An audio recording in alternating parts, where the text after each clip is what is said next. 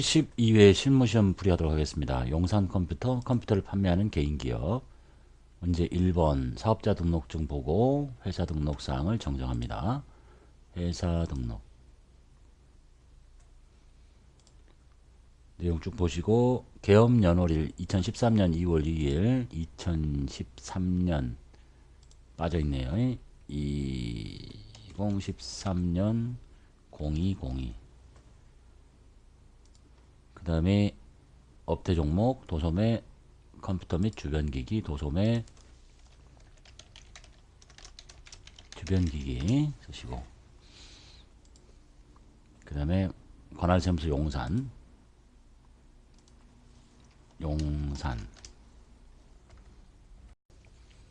문제 2번 전기분 재무상태표를 보고 수정하는 문제입니다. 지문을 보고 위에서부터 아래로 하나씩 확인하시면 되겠죠. 보통예금 1810만원 보통예금 1810만원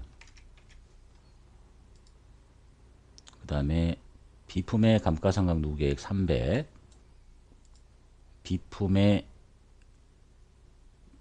감가상각 누계액이 없죠. 바로 밑에 번호 300 그럼 왼쪽은 96144 그 다음에 오른쪽에 단기차입금 3000 단기차입금 3000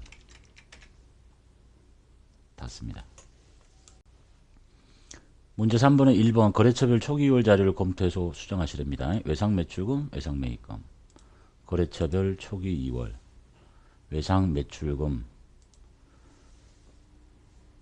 로뎀 60 맞고 청송 200으로 고치고 협진 1000만원 맞고 외상매입금 반짝전 등 100만원 맞고 스타트 아예 없네요. 스타트 상사 570만원 그 다음에 하모니 상사 300 닿습니다. 문제 2번 신규 거래처 등록 코드번호 2023 그 다음에 요형은 동시 우편번호 입력은 생략 거래처 등록하셔가지고 번호 2023번 보석 컴퓨터 탭키 누르시고요. 60754562535 대표자 이름 그 다음에 업태 종목 조립 컴퓨터 및 주변기기 주소 명륜로 265 부산 동래구 명륜로 닿습니다. 문제 4번 일반전표 입력 문제 보겠습니다. 8월 19일 기업은행에 단기차입금 580만원과 이자 58,000원을 당사의 보통예금 계좌에서 이체해서 갚습니다. 자, 단기차입금이라는 부채 없앨게요. 기업은행 580만원 차변의 이자 비용 58,000원 묶어서 보통예금을 빼내시면 되겠죠. 8월 31일 영업용 차량에 대한 8월분 정기 주차료가 현금으로 나갑니다. 차량 유지비라고 하시면 되겠네요. 20만원 9월 3일 거래처가 사무실을 이전해서 축하 화환을 보내는데 보통예금에서 이체합니다. 거래처에다 꼭 보내는 거니까 접대비라고 하시고 금액은 20만원 돈은 보통예금 통장에서 빠져나가네요. 9월 15일 반월전자의 컴퓨터 2대를 매출합니다. 이 사람은 컴퓨터를 판매하는 사람이니까 상품을 팔았다는 얘기죠. 대변에 상품 매출 한 게 아니라 팔기로 계약하고 계약금을 받았어요. 차변에 현금 받았죠. 현금으로 30만원 받았고 미리 받은 돈은 선수금 반월전자 이렇게 하시면 되겠죠. 그리고 입금표가 있네요. 이거 없어도 여기 있는 지문만 봐도 다 알 수 있는 거죠. 30만원 돈 받았구나. 그냥 내용만 확인하시면 되겠습니다. 9월 20일 신화상사에 컴퓨터 2대를 발송합니다. 이제 진짜 상품 팔았다는 얘기죠. 계약금 가로 열고 써 있고 45만 원을 빼고 계약금을 받았을 때 선수금이었겠죠. 자, 대변의 상품 매출 금액 300. 돈을 받는데 계약금을 빼줘야 되니까 선수금을 일단 제거시키고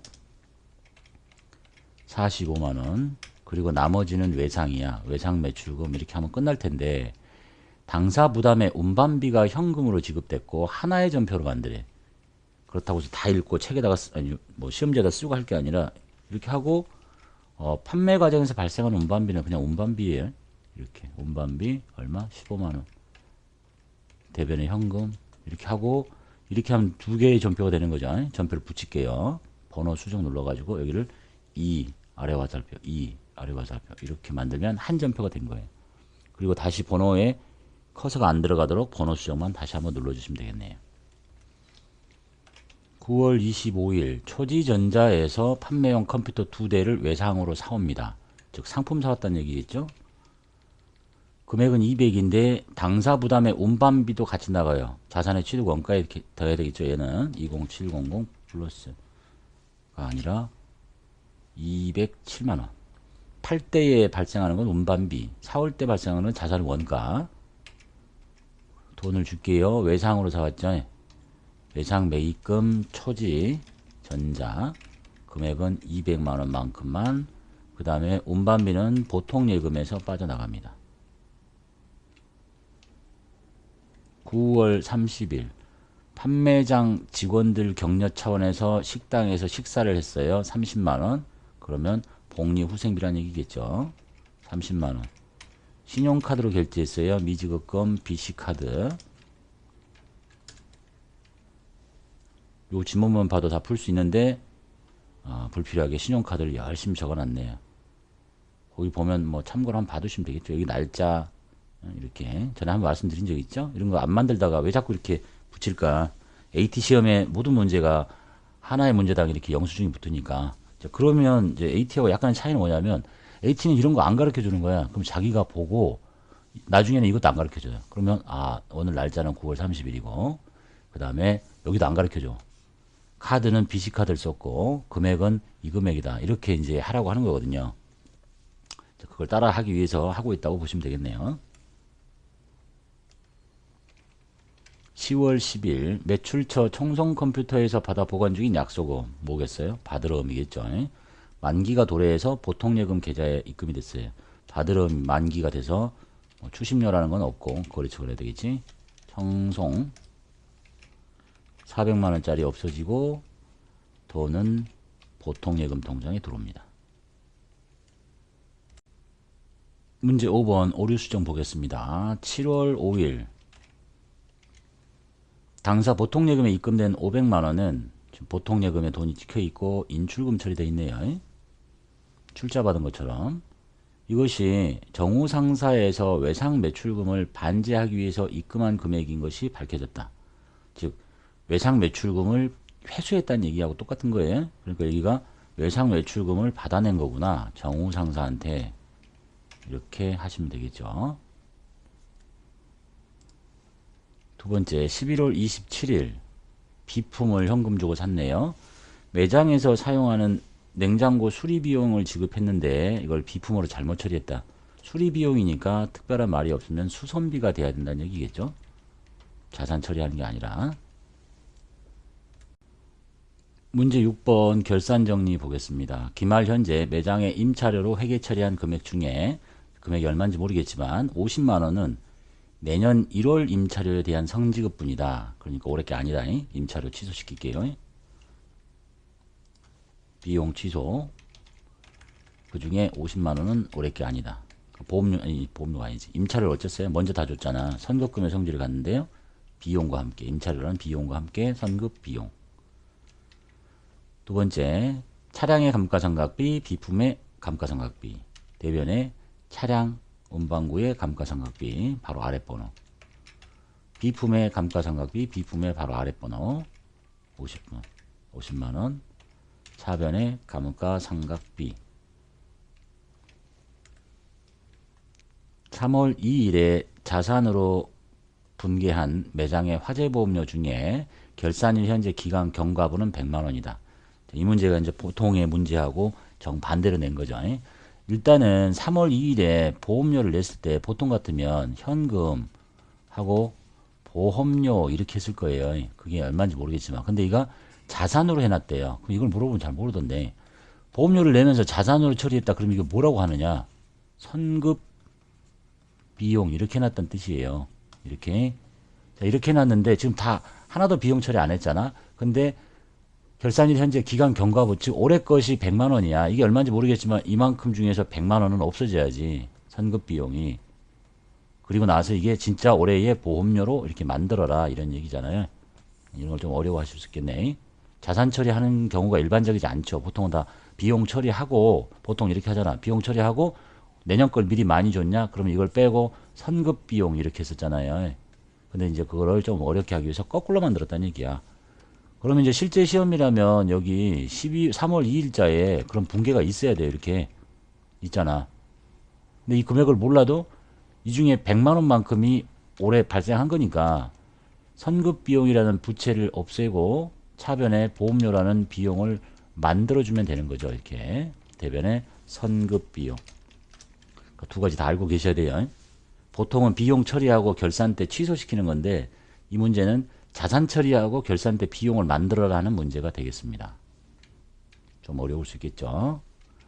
네 번째 볼게요. 장기 차입금에 대한 결산일 현재까지 발생한 이자 35만 원을 계상합니다.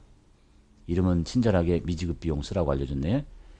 빌려온 돈이 있어요. 근데 발생한 이자가 있어. 왜 못 줬을까? 줄 날짜는 내년인가 봐요. 하지만 발생한 만큼 비용을 잡읍시다. 이자 비용 35만 원. 성격은 뭐예요? 못 줬잖아, 이자를. 줄 날짜가 안 됐으니까 못 준 거지. 미지급금의 성질을 갖는데 비용과 함께 미지급 비용이라고 하시면 돼요.